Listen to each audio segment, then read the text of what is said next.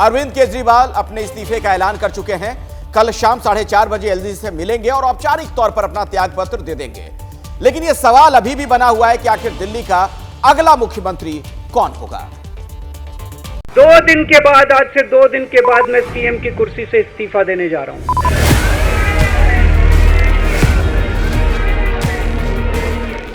CM की कुर्सी छोड़ने में महज 24 घंटे से कम का वक्त बाकी है और सियासी सर्किल में चर्चा इस बात की है कि केजरीवाल किसे अपना उत्तराधिकारी बनाने जा रहे हैं।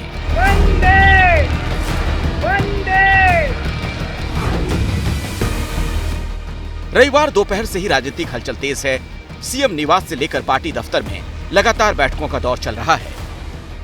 पीएसी की मीटिंग से पहले आज सुबह मनीष सिसोदिया और राघव चड्ढा ने केजरीवाल से मुलाकात की और रणनीति बनाई।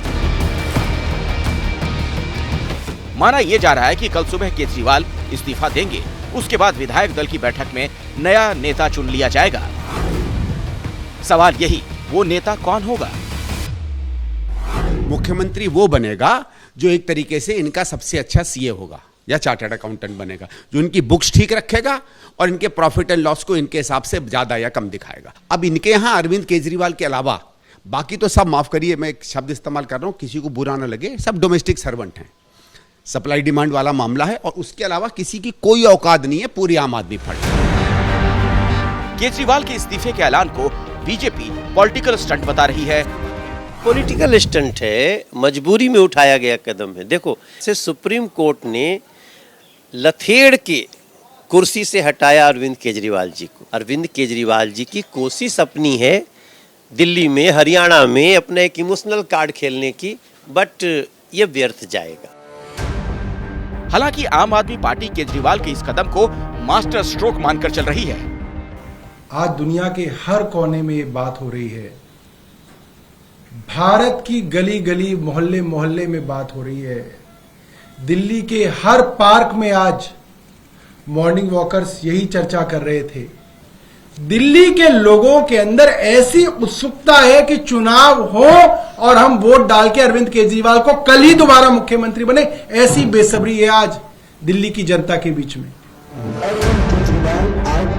दिल्ली में अगले साल फरवरी में विधानसभा चुनाव होने हैं। अभी 6 महीने से कम का वक्त है।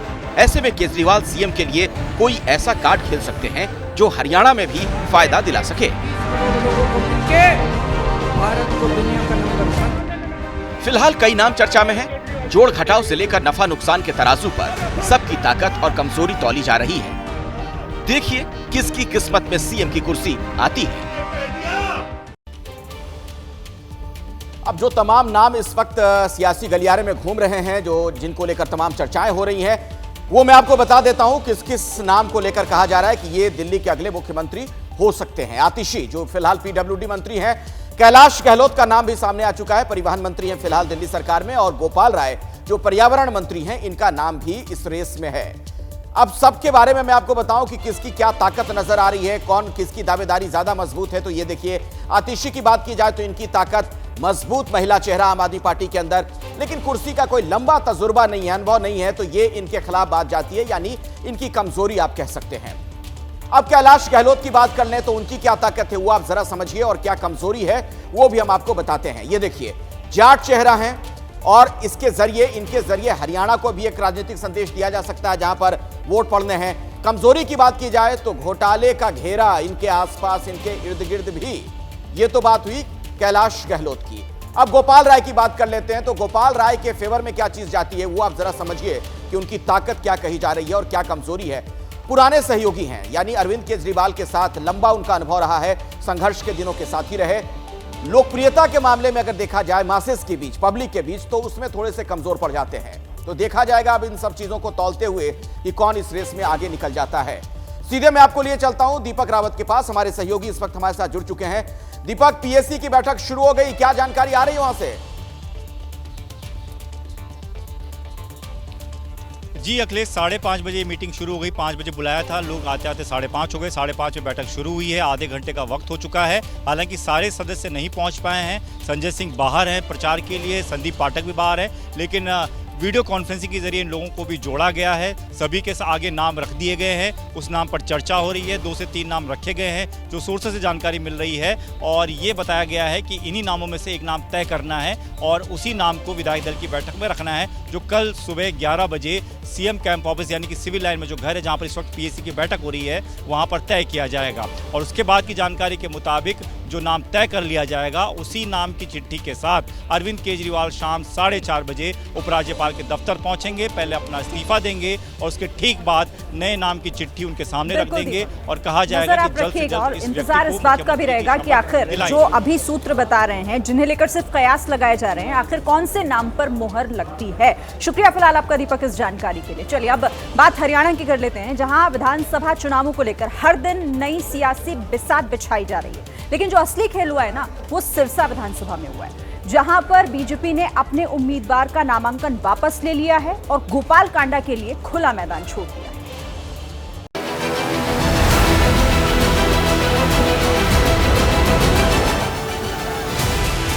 सिरसा से बीजेपी के उम्मीदवार बनाए गए रोहतास जांगला ने नामांकन वापस लेकर हरियाणा की राजनीति में नई हलचल पैदा कर दी है।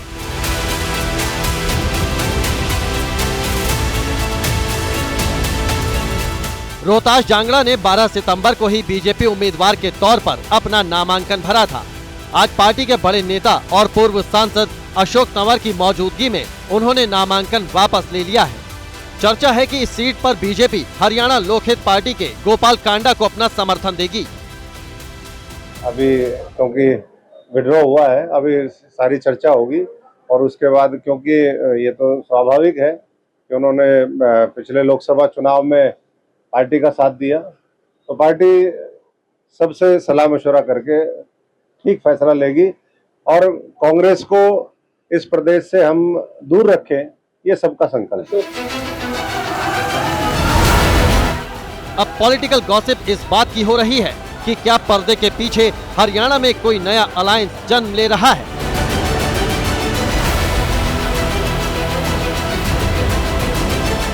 ये तस्वीरें बीते गुरुवार की हैं, जब आईएनएलडी और गोपाल कांडा की हरियाणा लोकहित पार्टी के बीच गठबंधन हुआ था, लेकिन सिरसा सीट पर तो बीजेपी भी इस गठबंधन का हिस्सा बन गई है। वैसे भी गोपाल कांडा ने एबीपी न्यूज से बात करते हुए बीजेपी के पक्ष में बयान दिया था, जो वायरल है। भारतीय जनता पार्टी की हैट्रिक लगेगी और सरकार बनेगी। मैं पहले भी बोल चुका था और अभी बोल रहा हूँ, एकदम बिल्कुल साफ। मतलब क्या कि देखो, हम सरकार बनाएंगे। ये बड़ी बात आप कह रहे हैं कि अगर जीत जाते हैं तो समर्थन आप बीजेपी को ही करेंगे, कोई टूट नहीं, कोई रिश्ता खराब नहीं। नहीं, बिल्कुल नहीं। हम बिल्कुल बीजेपी को ही समर्थन करेंगे और बीजेपी की ही हैट्रिक लगेगी, इस बात में कोई दो राय है नहीं। कांडा के इस बयान को लेकर विरोधी सवाल उठा रहे थे, अब तो बाकायदा बीजेपी ने उम्मीदवार ही हटा लिया है। गोपाल कांडा वो नेता हैं जो बीते 5 साल से बीजेपी को समर्थन दे रहे थे। पहले बीजेपी ने उम्मीदवार उतारा और अब 4 दिन बाद यू टर्न ले लिया है। कांडा का सिरसा में प्रभाव माना जाता है। 2009 में कांडा सिरसा से निर्दलीय जीते थे। 2019 में जीत के बाद उन्होंने बीजेपी को बिना शर्त समर्थन दिया था। कांडा के खिलाफ उम्मीदवार हटाकर बीजेपी ने एक तरह से कांग्रेस के खिलाफ अपनी एक सीट पक्की करने की कोशिश की है।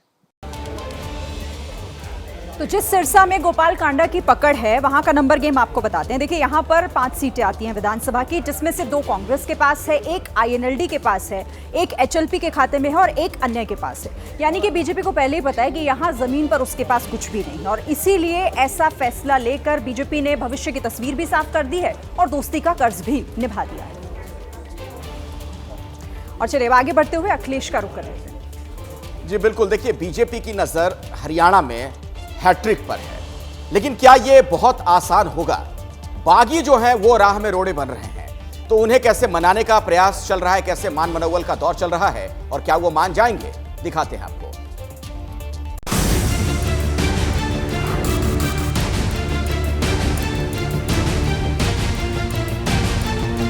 ये तस्वीरें हरियाणा के सोनीपत की हैं, जहां बीजेपी के बागी नेता राजीव जैन को मनाने के लिए खुद सीएम नायब सिंह सैनी पहुंचे थे। राजीव जैन और उनकी पत्नी कविता सोनीपत के पुराने बीजेपी नेता हैं। कविता टिकट की दावेदार थी, लेकिन उनकी जगह कांग्रेस से आए नेता को बीजेपी ने टिकट दिया।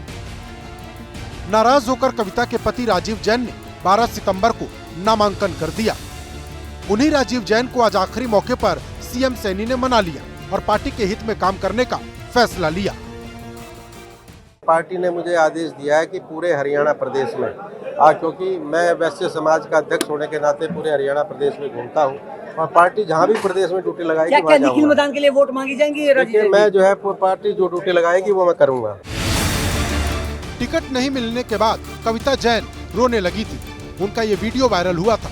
माना जा रहा था कि कविता के ये आंसू बीजेपी को भारी पड़ने वाले हैं, लेकिन समय रहते पार्टी ने इन आंसुओं की कीमत समझ ली। पार्टी ने जो निर्णय किया है उसको सिर माथे के ऊपर राजीव जी और कविता जी ने लिया है। थोड़ा मन में आता है, राजीव जी और कविता जी की एक ही इच्छा है, प्रदेश में तीसरी बार कमल के फूल की सरकार बने, और उसको लेकर के इन्होंने अपना निर्णय वो बदला है। इससे पहले सीएम सैनी ने महेंद्रगढ़ जाकर पार्टी के भीष्म पितामह कहे जाने वाले रामविलास शर्मा को भी मनाया और उन्हें भरोसे में लिया। प्रोफेसर रामविलास शर्मा जिंदाबाद, जिंदाबाद, जिंदाबाद। रामविलास शर्मा महेंद्रगढ़ से बीजेपी के टिकट के दावेदार थे, लेकिन उनका टिकट काट दिया गया था, जिसके बाद समर्थक आक्रोशित थे और शर्मा रो भी पड़े थे। आप यदि मेरे को कमजोर कर देंगे तो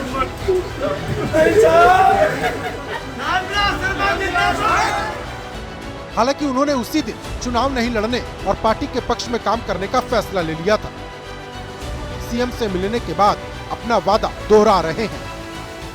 पूरी विधानसभा के लोग यहाँ पर आज कार्यकर्ता उपस्थित है।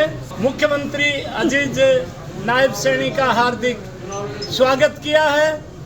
उनके साथ कार्यकर्ताओं ने चाय पर चर्चा किया है और भारतीय जनता पार्टी के कार्यकर्ता कमल के फूल के लेकर के घर घर जाएंगे।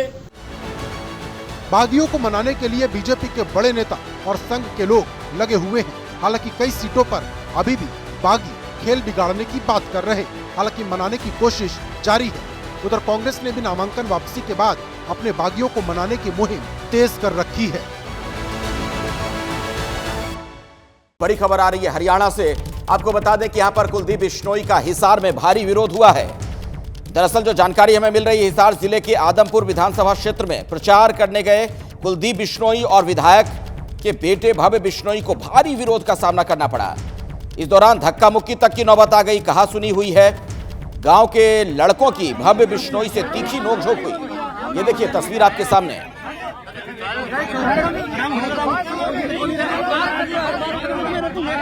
तो भव्य बिश्नोई विधायक हैं और देखिए उनके साथ किस तरीके के हालात वहां पर बन गए थे जब धक्का मुक्की की नौबत आ गई। बीजेपी के टिकट पर वो चुनाव भी लड़ रहे हैं, लेकिन भारी विरोध का सामना करना पड़ा उन्हें हिसार में। बात कर लेते हैं जम्मू कश्मीर की, जहां पहले चरण के प्रचार का शोर थम चुका है। अब 18 सितंबर का इंतजार है, जब पहले चरण के तहत 24 सीटों के लिए वोट डाले जाएंगे। और एक बार ये 3 परिवारों को हरा दीजिए, अब्दुल्ला गांधी और मुफ्ती परिवार। मैं आपको वादा कर कर जाता हूं, आतंकवाद को इतना नीचे दफन करेंगे कि 7 पुश्तों तक ऊपर नहीं आ पाएगा। नहीं हुए बलिदान मुखर्जी, कश्मीर हमारा है, वो कश्मीर हमारा है। आप सभी लोग आशीर्वाद देंगे क्या? 10 सालों के बाद जम्मू कश्मीर में चुनाव हो रहे हैं और पहले दौर की वोटिंग के लिए प्रचार का शोर थम गया। जहां हुए बलिदान मुखर्जी, वो कश्मीर हमारा है। भारत माता की। इस फेज के लिए किश्तवाड़ में आज अमित शाह ने रैली की।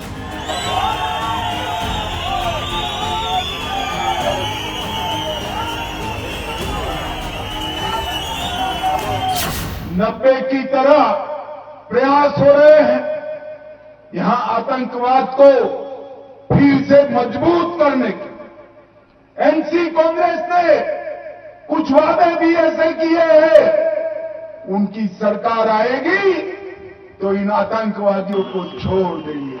जितने लोगों को आने की इच्छा हो कहीं से भी आ जाए, सबका अंत यही पहाड़ियों में करने का काम हमारी सेना और हमारे जवान करेंगे। शनिवार को डोडा में पीएम प्रचार के लिए गए थे। नेशनल कॉन्फ्रेंस इस फेज के लिए मुख्य प्लेयर है और पार्टी घाटी में जीत के दावे कर रही है। बीजेपी कश्मीर वादी से एक सीट जीत के दे, फिर हम बात करेंगे। रैली तो ना कोई भी कर सकता है। यहाँ तो अगर कोई और पार्टी भी पैसा खर्चाए, वो कहीं ना कहीं से बेचारे इन डेली वेजरों को, वाकियों को जमा करके जलसे में ला सकते हैं, लेकिन वो वोट में तब्दील नहीं होगा। मुझे नहीं लगता 20-30 हजार वोट बीजेपी को मिलेंगे। 18 सितंबर को 24 सीटों पर वोटिंग होगी। इनमें 16 सीटें घाटी की हैं, जबकि 8 सीटें जम्मू रीजन की हैं। कुल 219 उम्मीदवार पहले फेज के चुनाव में किस्मत आजमा रहे हैं। घाटी का इलाका कभी महबूबा का गढ़ माना जाता था। यहाँ बिज बेहरा सीट से इस बार महबूबा की बेटी इल्तिजा उम्मीदवार हैं, जिनकी वजह से ये सीट वीआईपी बनी हुई है। नेशनल कॉन्फ्रेंस को अच्छा नहीं लगा क्योंकि कुर्सी की हवस इतनी ज्यादा है। उन्होंने सोचा अगर हम कुछ सीटें किसी और को देंगे तो कहीं हमारा जो कुर्सी हाथ से ना निकल जाए। मैं कहती हूँ हम लोगों को भी इकट्ठे चलना चाहिए थे, ताकि जो आजाद उम्मीदवार बहुत बड़ी तादाद में दिल्ली ने मैदान में डाले यहाँ का वोट डिवाइड करने के लिए, वो वोट डिवीजन नहीं होता। 10 साल बाद हो रहे इस चुनाव में घाटी की सीटों पर बहुकोणीय मुकाबला है। इंजीनियर रशीद की एआईपी और अपनी पार्टी भी इस इलाके में चुनाव लड़ रही है।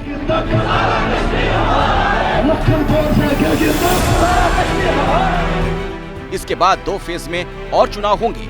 नतीजे 8 नवंबर को आएंगे।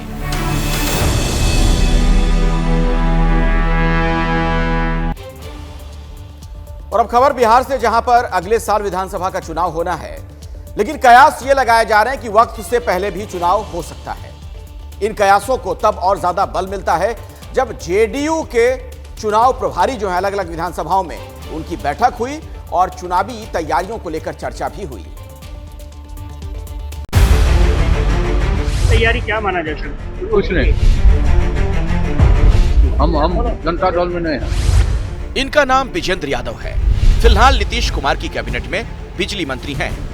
सुबह जेडीयू की बैठक में पहुंचे तो पत्रकारों से कह दिया कि वो पार्टी में ही नहीं है और बाद में सफाई दी कि मजाक कर रहा था। तैयारी क्या माना जा सकता? कुछ नहीं, हम जनता दल में नहीं हैं।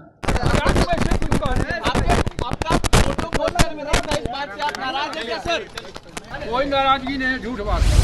असल में विजेंद्र यादव सुबह जब पार्टी की बैठक के लिए पहुंचे तो उसमें उन्हें अपनी तस्वीर नहीं दिखी। कहा जा रहा है कि इसी बात को लेकर वो नाराज हो गए। खबर मीडिया में फैली तो पार्टी के नेता मनाने पहुंचे। माननीय मुख्यमंत्री जी का निर्देश था, उन्होंने जब कहा कि नहीं पुराने हमारे वशिष्ठ बाबू का उनका कि भाई उन लोगों को भी बुलाना है तो बुलाया गया। पोस्ट किस पोस्ट हमें उसके बारे में मालूम ही नहीं, कौन पोस्ट के बारे में नाराज क्यों हुए? कहाँ नाराजगी था, हम तो जब वहीं खड़े हैं, कहाँ हमको नाराजगी देख रहे हैं। तो मेरे साथ गए, आराम से जाकर के बैठे वहाँ। ये तो रही जेडीयू के अंदर की बात। अब जो बाहर चर्चा है उसके मुताबिक जेडीयू ने विधानसभा चुनाव की तैयारी तेज कर दी है। पटना में आज पार्टी के प्रदेश भर के नेताओं और विधानसभा प्रभारियों की मीटिंग बुलाई गई, जिसमें चुनाव की तैयारियों पर चर्चा हुई। राजनीतिक गलियारों में चर्चा है कि जल्द चुनाव हो सकते हैं। समय पूर्व बिहार विधानसभा के चुनाव हो सकते हैं, क्योंकि 4 सीटों पर जो उपचुनाव होना था उसके भी तिथि की घोषणा नहीं की जा रही है। जिस तरह से सरकार में बेचैनी है, सरकार ताबड़तोड़ शिलान्यास और उद्घाटन और इसका कर रही है तमाशा। हालांकि सत्ता पक्ष की ओर से कहा यही जा रहा है कि चुनाव समय से यानी अगले साल नवंबर में ही होंगे।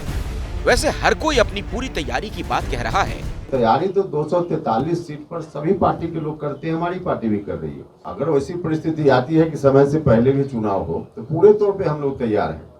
चुनाव में कभी भी चुनाव हो, हर तरह से हम लोग तैयार हैं। 243 पर हमारी तैयारी है और हम सब कार्यकर्ताओं को कह रहे हैं कि सब सीटों पर आप तैयार रहिए। इसलिए तैयार रहिए कि आपको लड़ाई तो लड़नी है सारे सीटों पर। आप जितना सीट पर हम लड़ेगा उसके अलावा भी सारे सीटों पर आपको लड़ना है, इसलिए तैयारी हम लोग सब सीटों पर कर रहे हैं। बिहार में जल्द चुनाव की चर्चा पिछले कई महीनों से हो रही है कि जातीय जनगणना का जो शोर अब तक विपक्षी खेमे से सुनाई देता था, वो शोर अब एनडीए से भी सुनने को मिल रहा है, क्योंकि जेडीयू और टीडीपी ने यह साफ कर दिया है कि वो भी जातीय जनगणना चाहते हैं।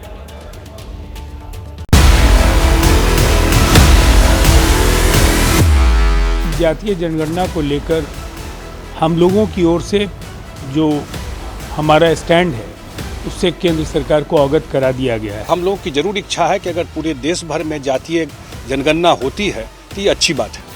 जिस जातीय जनगणना को लेकर अब तक समूचा विपक्ष लामबंद था, अब उसकी गूंज एनडीए के साथी दलों के खेमे में भी सुनाई देने लगी है, क्योंकि अब तक सिर्फ नीतीश कुमार की जेडीयू और चिराग पासवान की एलजेपी ही जातीय जनगणना की बात कह रही थी, लेकिन अब तो चंद्रबाबू नायडू की टीडीपी भी जातीय जनगणना कराने को लेकर मुखर हो गई है। वो हमारे सहयोगी हैं, उनकी अपनी पार्टी है। जनगणना अभी पेंडिंग है, जनगणना होनी है देश की, लेकिन हमारी प्राथमिकता में गरीब हैं, युवा हैं, महिला हैं, किसान हैं, और उसी आधार पर देश का विकास हमारी पार्टी और हमारी सरकार करना चाहती है। जेडीयू और टीडीपी केंद्र सरकार की सहयोगी हैं, या ये कहें कि एक राइट हैंड है सरकार की तो दूसरी लेफ्ट हैंड है, लेकिन जाति जनगणना के मोर्चे पर दोनों केंद्र सरकार की मुश्किलें बढ़ाती दिख रही हैं। दरअसल बीजेपी जातिगत जनगणना के पक्ष में नहीं है, वो कांग्रेस और दूसरी तमाम विपक्षी दलों को ये कहकर घेरती रही कि ये जातीय जनगणना के जरिए देश को बांटने की कोशिश कर रहे हैं। लेकिन अब आवाज एनडीए के अपने खेमे से उठी है, क्योंकि जातीय जनगणना के समर्थन में लाइन लंबी होती जा रही है। जेडीयू, टीडीपी, एलजेपी, हम, निषाद पार्टी, अपना दल एस और सुबह सपा जातीय जनगणना का समर्थन कर चुके हैं, और अब चौतरफा बनते दबाव के बाद ये खबर आ रही है कि केंद्र सरकार जनगणना में जाति का कॉलम जोड़ने पर विचार कर सकती है, क्योंकि बिहार बीजेपी भी जातीय गणना के पक्ष में है। भारतीय जनता पार्टी का बड़ा स्पष्ट